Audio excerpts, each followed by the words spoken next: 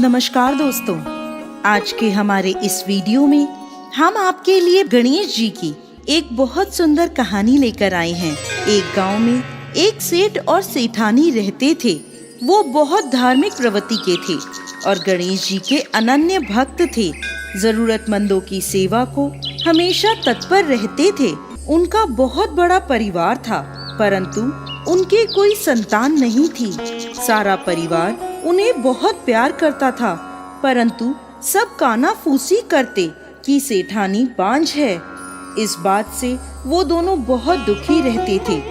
एक समय की बात है, सेठ सेठानी गणेश जी के मंदिर में पूजा कर रहे थे। पूजा करके जब वह मंदिर से बाहर आए तो देखा कि मंदिर की सीढ़ियों पर एक 4-5 साल का बच्चा बैठा है और रो रहा है।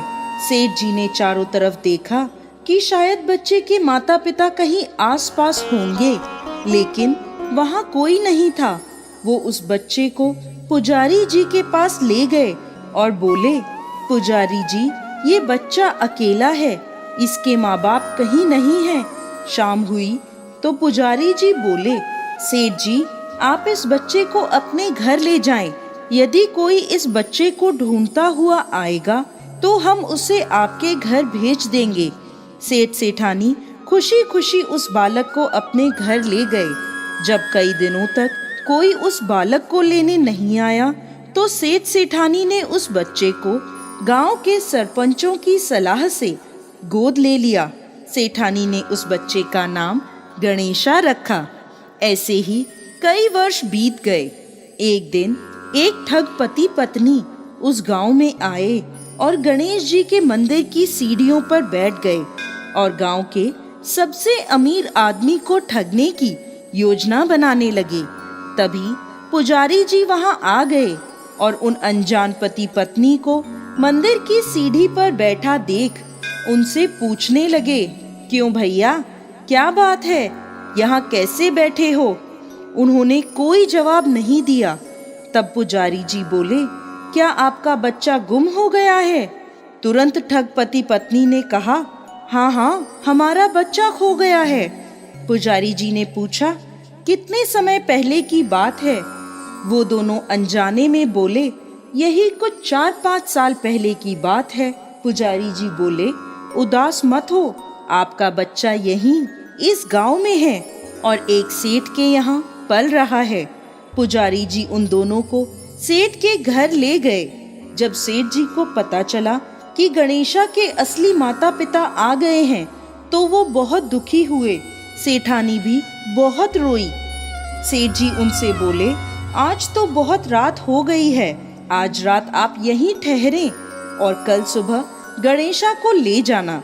ठगपति पत्नी तो चाहते ही ये थे, वो बच्चा लेने नहीं बल्कि सेठ जी को ठगने आए थे। सेठ जी ने उन्हें अतिथि गृह में ठहरा दिया। वो दोनों चोरी की योजना बनाने लगे। उधर सेठ सेठानी को नींद नहीं आ रही थी। वो दोनों बहुत दुखी थे। आधी रात के बाद वो दोनों पति पत्नी धीरे धीरे हर कमरे की तलाशी लेने लगे। तलाशी लेते लेते तिजोरी वाले कक्ष में पहुंच गए।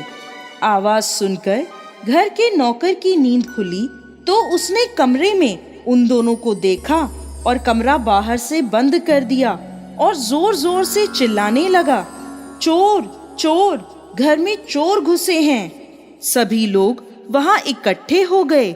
सेठ जी ने कमरा खोला तो ठग पति पत्नी को चोरी करते हुए पकड़ा।